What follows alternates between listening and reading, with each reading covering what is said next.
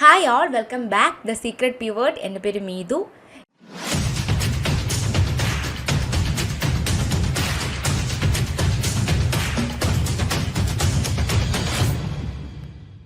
Institutional trading strategy സീരീസിൻ്റെ 6th എപ്പിസോഡാണ് ഞാനിന്ന് ചെയ്യാൻ പോകുന്നത്. ഈ ഒരു എപ്പിസോഡ് മുതൽ മാർക്കറ്റിൻ്റെ സ്ട്രക്ചർ എങ്ങനെയാണെന്നാണ് നമ്മൾ പഠിക്കാനായിട്ട് പോകുന്നത്.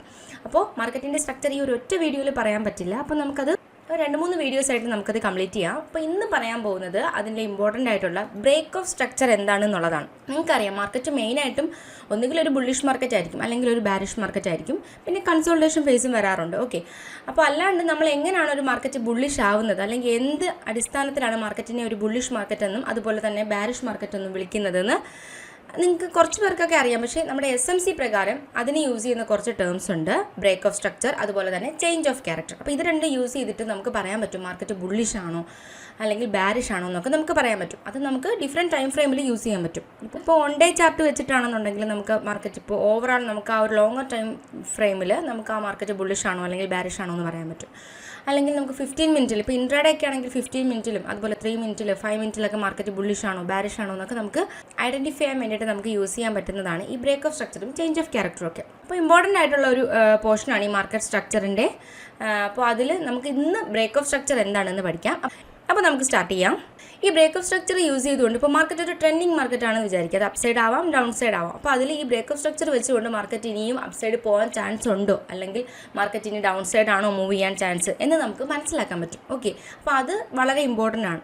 നമുക്കിപ്പോൾ ഇൻട്രാഡേ എടുക്കുമ്പോഴൊക്കെ ഈ ഒരു ബ്രേക്ക് ഓഫ് സ്ട്രക്ചർ കണ്ടു കഴിഞ്ഞാൽ, അല്ലെങ്കിൽ ബ്രേക്ക് ഓഫ് സ്ട്രക്ചർ മാർക്കറ്റ് നമുക്ക് തന്നു കഴിഞ്ഞാൽ മാർക്കറ്റ് ഒരു ബുള്ളിഷ് മാർക്കറ്റ് ആണെന്ന് നമുക്ക് പറയാം.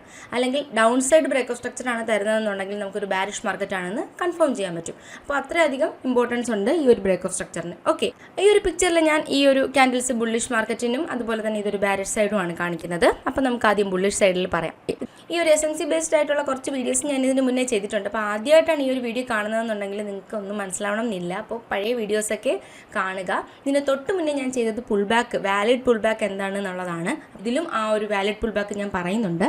അപ്പോൾ അത് മുന്നേ പഠിക്കുക ക്ലിയർ ആയിട്ട്, എങ്കിൽ മാത്രമേ ഇത് കുറച്ചും കൂടി നന്നായിട്ട് നമുക്ക് മനസ്സിലാക്കാൻ പറ്റുള്ളൂ. അപ്പോൾ കാണാത്തവർക്ക് വേണ്ടി ഞാനിവിടെ ഐ ബട്ടണിൽ ലിങ്ക് കൊടുത്തേക്കാം. ഓക്കെ, അപ്പോൾ ഇത് ഒരു അപ്സൈഡ് മാർക്കറ്റ് ആയിരുന്നു. ചെറിയൊരു പുൾ ബാക്ക് തന്നു, മാർക്കറ്റ് വീണ്ടും ഡൗൺ സൈഡിലോട്ട് വന്ന് ഈ ഒരു പുൾ ബാക്കിനെ എടുത്തു. അതിനുശേഷം മാർക്കറ്റ് വീണ്ടും ഈ ഒരു ഹൈ ബ്രേക്ക് ചെയ്തു ക്ലോസ് വെച്ചു. ഇതിനെയാണ് പക്ഷേ മാർക്കറ്റ് ഒരു ബുള്ളിഷ് മാർക്കറ്റാണ്. ഇപ്പോൾ ഞാൻ ജസ്റ്റ് ഇങ്ങനെ മാർക്കറ്റ് ഇങ്ങനെ കയറി പൊയ്ക്കൊണ്ടിരിക്കുകയാണ്. ഒരു ബുള്ളിഷ് മാർക്കറ്റാണ്. അപ്പോൾ ഈ റീസെൻ്റ് ഉണ്ടാക്കിയ ഒരു സ്വിങ്ങിനെ മാർക്കറ്റ് എന്ത് ചെയ്തു, ബ്രേക്ക് ചെയ്ത് ക്യാൻഡിൽ ക്ലോസ് വെക്കുന്നതിനെയാണ് നമ്മൾ എന്ത് പറയുന്നത്, ബ്രേക്ക് ഓഫ് സ്ട്രക്ചർ എന്ന് പറയുന്നത്. ഓക്കെ, ഒരു ബുള്ളിഷ് മാർക്കറ്റിൽ അല്ലെങ്കിൽ ഒരു അപ് ട്രെൻഡിൽ തൊട്ട് മുന്നേ ഉണ്ടാക്കിയ സ്വിങ്ങിനെ മാർക്കറ്റ് എന്ത് ചെയ്തു, ബ്രേക്ക് ചെയ്ത് ക്ലോസ് വെക്കുന്നതിനെയാണ് നമ്മൾ ബ്രേക്ക് ഓഫ് സ്ട്രക്ചർ എന്ന് പറയുന്നത്. അപ്പോൾ ഇവിടെ ഈ ഒരു സ്വിങ് ഉണ്ടല്ലോ, ഈ ഒരു സ്വിങ്ങിനെ എന്ത് ചെയ്തു, ഈ ഒരു ക്യാൻഡിൽ ബ്രേക്ക് ചെയ്ത് ക്ലോസ് വെച്ചു. ഓക്കെ, ഇതിനെയാണ് നമ്മൾ ബ്രേക്ക് ഓഫ് സ്ട്രക്ചർ അല്ലെങ്കിൽ BOS എന്ന് പറയും. ഓക്കെ, അപ്പോൾ ഇതിനകത്ത് നിങ്ങൾക്ക് ഡൗട്ട് തോന്നാം, ഈ ഒരു ക്യാൻഡിൽ കുറച്ചും കൂടെ താഴെയായിരുന്നു, ഇവിടെ ഒരു വിക്കായിരുന്നുവെങ്കിൽ ഇത് ബ്രേക്ക് ഓഫ് സ്ട്രക്ചർ ആവാൻ ചാൻസ് ഉണ്ടോ, അല്ലെങ്കിൽ ഇതൊരു വാലിഡ് ബ്രേക്ക് ഓഫ് സ്ട്രക്ചർ ആണോ എന്ന്. ഇതൊരു വാലിഡ് ബ്രേക്ക് ഓഫ് സ്ട്രക്ചർ അല്ല. ഈ ഒരു തൊട്ട് മുന്നേ ഉണ്ടാക്കിയ ഈ ഒരു ഹൈനെ മാർക്കറ്റ് എന്ത് ചെയ്യണം, ക്യാൻഡിൽ ക്ലോസ് ചെയ്യണം. ക്ലോസ് ചെയ്ത് ബോഡി വെച്ച് തന്നെ മാർക്കറ്റ് ക്ലോസ് ചെയ്യണം, എങ്കിൽ മാത്രമേ ഇതൊരു വാലിഡ് ബ്രേക്ക് ഓഫ് സ്ട്രക്ചർ ആകുള്ളൂ. ഇനി ഒരു സ്വിങ്ങിനെ എന്ത് ചെയ്യണം, ഒരു സ്വിങ്ങിനെ ബ്രേക്ക് ചെയ്തൊരു ക്യാൻഡിൽ ക്ലോസ് വെച്ച് കഴിഞ്ഞാൽ അതിനെ ബ്രേക്ക് ഓഫ് സ്ട്രക്ചർ എന്ന് പറയാം. എൻട്രി എടുക്കാൻ എപ്പോഴും നല്ലത് ഒരു ഇൻഡ്യൂസ്മെൻറ്റിനെ സ്വീപ്പ് ചെയ്ത് അതിന് ശേഷം ബ്രേക്ക് ഓഫ് സ്ട്രക്ചർ തരുമ്പോഴാണ് ആ ബ്രേക്ക് ഓഫ് സ്ട്രക്ചർ കുറച്ചും കൂടെ വാലിഡ് ആവുന്നത്. അപ്പോൾ ഇതൊരു വാലിഡ് ബ്രേക്ക് ഓഫ് സ്ട്രക്ചറാണ്. ഈ ഒരു വാലിഡ് ബ്രേക്ക് ഓഫ് സ്ട്രക്ചർ കുറച്ചും കൂടി ആക്യുറേറ്റ് ആയിട്ടുള്ളൊരു ബ്രേക്ക് ഓഫ് സ്ട്രക്ചർ ആകണമെങ്കിൽ അതൊരു പുൾ ബാക്കിന് സ്വീപ്പ് ചെയ്തിരിക്കണം. പുൾ ബാക്ക് നമ്മൾ ഓൾറെഡി പഠിച്ചിട്ടുണ്ട്. ഇവിടെ ഒരു പുൾ ബാക്ക് ഉണ്ട്. ഈ ഒരു ക്യാൻഡിലിൻ്റെ ലോ ഈ ക്യാൻഡിൽ എടുത്തിട്ടുണ്ട്. അതുകൊണ്ട് തന്നെ ഇങ്ങനെയാണ് ഈ മാർക്കറ്റ് പോകുന്നത്. അപ്പോൾ ഇവിടെ എന്തുണ്ട്, ഒരു വാലിഡ് പുൾ ബാക്ക് ഉണ്ട്. അതുപോലെ റീസെൻ്റ് ഉണ്ടാക്കിയ ക്യാൻഡിലിൻ്റെ ഹൈ ബ്രേക്ക് ചെയ്തിട്ടുണ്ട്. അപ്പോൾ ഈ ഒരു പുൾ ബാക്ക് വാലിഡ് ആണ്. പിന്നെ മാർക്കറ്റ് എന്ത് ചെയ്തു, താഴത്തേക്ക് വന്നു. ഈ ഒരു പുൾ ബാക്കിന് താഴെ വന്ന് അതിന് ശേഷമാണ് എന്ത് ചെയ്തത്, മാർക്കറ്റ് പോയിട്ട് റീസെൻ്റ് ഉണ്ടാക്കിയ ഹൈനെ ബ്രേക്ക് ചെയ്ത് ക്യാൻഡിൽ ക്ലോസ് വയ്ക്കുന്നത്. ഇങ്ങനെ വരുമ്പോഴാണ് ഇത് എപ്പോഴും ഒരു valid break of structure. Valid break of structure എന്നല്ല, ആക്യുറേറ്റ് ആയിട്ടുള്ള ഒരു 90% ആക്യുറസി ഉള്ള, അല്ലെങ്കിൽ നമുക്ക് ട്രേഡിന് വേണ്ടിയിട്ട് യൂസ് ചെയ്യുമ്പോൾ ഇങ്ങനെയുള്ള ഒരു ബ്രേക്ക് ഓഫ് സ്ട്രക്ചർ വേണം നമ്മൾ എടുക്കാനായിട്ട്. അല്ലാതെ ഇവിടെ ഒരു പുൾ ബാക്കിനെ സ്വീപ്പ് ചെയ്യാത്തൊരു ബ്രേക്ക് ഓഫ് സ്ട്രക്ചർ ആകുമോ എന്ന് ചോദിച്ചാൽ അതൊരു ബ്രേക്ക് ഓഫ് സ്ട്രക്ചർ തന്നെയാണ്.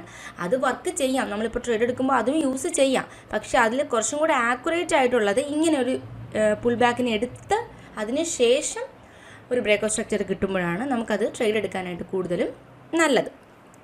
ഇനി നമുക്കൊരു ബാരിഷ് വ്യൂ നോക്കാം. ഇവിടെയും മാർക്കറ്റ് എന്ത് ചെയ്തു? ബാരിഷ് മാർക്കറ്റ് ആയിരുന്നു. ഇവിടെ ചെറിയൊരു പുൾ ബാക്ക് ഇട്ടു, അതിനുശേഷം വീണ്ടും മാർക്കറ്റ് താഴത്തേക്ക് വന്നു. അതിനുശേഷം മാർക്കറ്റ് എന്ത് ചെയ്തു? ഒരു അപ്സൈഡിലേക്ക് മൂവ് ചെയ്തു. അപ്പോൾ ഈ ഉണ്ടാക്കിയ സ്വിങ് ലാസ്റ്റ് വന്ന ഈ ഒരു ലോനെ ഈ ഒരു ക്യാൻഡിൽ എന്ത് ചെയ്തു? ബ്രേക്ക് ചെയ്തു, ക്ലോസ് വെച്ചു. ഇതാണ് ഒരു വാലിഡ് ബ്രേക്ക് ഓഫ് സ്ട്രക്ചർ. ഇനിയിപ്പോൾ നിങ്ങൾ വിചാരിക്കും ഈ ഒരു ക്യാൻഡിൽ ഞാൻ നേരത്തെ പറഞ്ഞതുപോലെ കുറച്ച് താഴോട്ട് ബോഡി വെച്ച് ക്ലോസ് വെച്ചില്ല എങ്കിൽ ഇതൊരു വാലിഡ് ബ്രേക്ക് ഓഫ് സ്ട്രക്ചർ അല്ല. എപ്പോഴും ക്യാൻഡിൽ എന്ത് ചെയ്യണം? ബോഡി വെച്ച് തന്നെ ക്ലോസ് വെക്കണം, എങ്കിൽ മാത്രമേ അതൊരു വാലിഡ് ബ്രേക്ക് ഓഫ് സ്ട്രക്ചർ ആകുള്ളൂ. ഇനി ഇവിടെയും ഒരു പുൾ ബാക്ക് ഉണ്ട്, ഞാൻ ജസ്റ്റ് ഒന്ന് കാണിക്കാം. മാർക്കറ്റ് എങ്ങനെയാണ് വരുന്നത്? ഇവിടെ വരെ വന്നു. ബാരിഷ് സ്ട്രക്ചറിലാണെന്നുണ്ടെങ്കിൽ പുൾ ബാക്ക് ആവുന്നത് ഈ ഒരു റീസെൻ്റ് ഉണ്ടാക്കിയ ക്യാൻഡിലിൻ്റെ ഹൈ എടുക്കണം. അപ്പോൾ അതാക്കിയ ഒരു ക്യാൻഡിൽ, ഈ ഒരു ഗ്രീൻ ക്യാൻഡിൽ ഹൈ എടുത്തിട്ടുണ്ട്. എന്നിട്ട് ഈ ഗ്രീൻ ക്യാൻഡിലിൻ്റെ ലോ എന്ത് ചെയ്തിട്ടുണ്ട്? ഈ റെഡ് ക്യാൻഡിൽ ബ്രേക്ക് ചെയ്തിട്ടുണ്ട്. അതുകൊണ്ട് തന്നെ ഇതൊരു വാലിഡ് പുൾ ബാക്ക് ആണ്. അപ്പോൾ മാർക്കറ്റ് വീണ്ടും പോയിട്ട് ആ പുൾ ബാക്കിൻ്റെ മുകളിൽ പോയിട്ടാണ് എന്ത് ചെയ്തത്?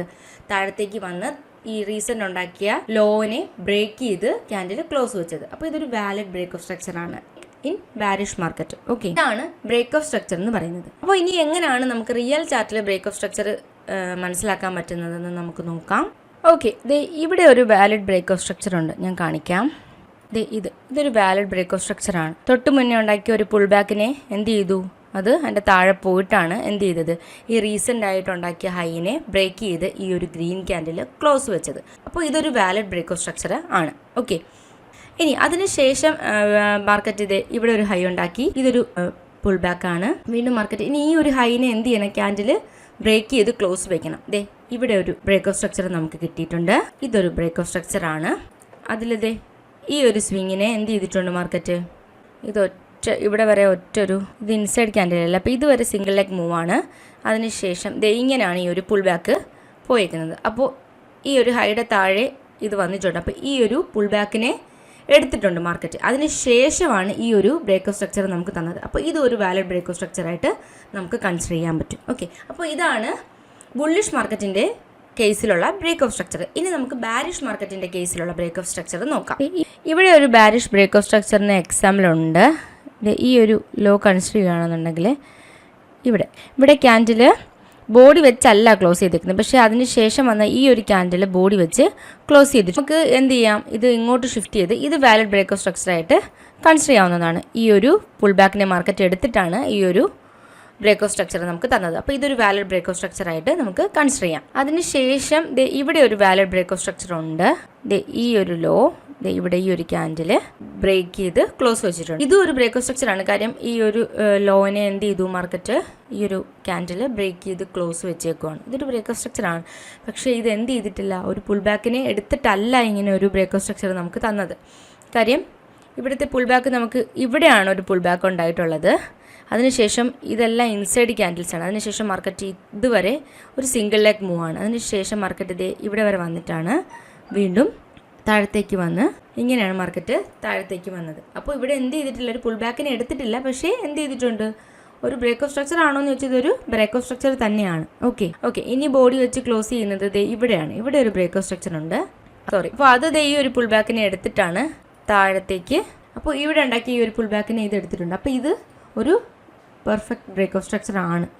ഓക്കെ, എപ്പോഴും പുൾ ബാക്കിനെ എടുത്തിട്ടുള്ള ബ്രേക്ക് ഓഫ് സ്ട്രക്ചർ ആണ് കുറച്ചും കൂടെ ട്രേഡ് എടുക്കാൻ നമ്മൾ യൂസ് ചെയ്യുമ്പോൾ, അല്ലെങ്കിൽ ട്രേഡ് എടുക്കാൻ ഒരു ബ്രേക്ക് ഓഫ് സ്ട്രക്ചർ എപ്പോഴും പുൾ ബാക്കിനെ എടുത്തതിന് ശേഷം ഉണ്ടാകുന്ന ഒരു ബ്രേക്ക് ഓഫ് സ്ട്രക്ചറാണ് കൂടുതലും ട്രേഡ് എടുക്കാൻ വേണ്ടിയിട്ട് ആക്യുറേറ്റ് ആയിട്ടുള്ള ഒരു ബ്രേക്ക് ഓഫ് സ്ട്രക്ചർ എന്ന് പറയുന്നത്. അല്ലാത്ത ബ്രേക്ക് ഓഫ് സ്ട്രക്ചറും വർക്കിംഗ് ആണ്, ബ്രേക്ക് ഓഫ് സ്ട്രക്ചർ തന്നെയാണ് അതും. അപ്പോൾ ഇതാണ് നമ്മുടെ ബ്രേക്ക് ഓഫ് സ്ട്രക്ചർ എന്ന് പറയുന്ന ഒരു ടോപ്പിക്ക്. അപ്പോൾ ബുള്ളിഷ് മാർക്കറ്റിൻ്റെ കേസിലും ബാരിഷ് മാർക്കറ്റിൻ്റെ കേസിലും ഞാൻ ബ്രേക്ക് ഓഫ് സ്ട്രക്ചർ പറഞ്ഞിട്ടുണ്ട്. ഇനി ചേഞ്ച് ഓഫ് ക്യാരക്ടറാണ്, അത് നമുക്ക് നെക്സ്റ്റ് ക്ലാസ്സിൽ പറയാം. ഓക്കെ, അപ്പോൾ ഇതൊന്ന് ക്ലിയർ ആയിട്ട് മനസ്സിലാക്കാൻ ശ്രമിക്കുക. Okay, thank you.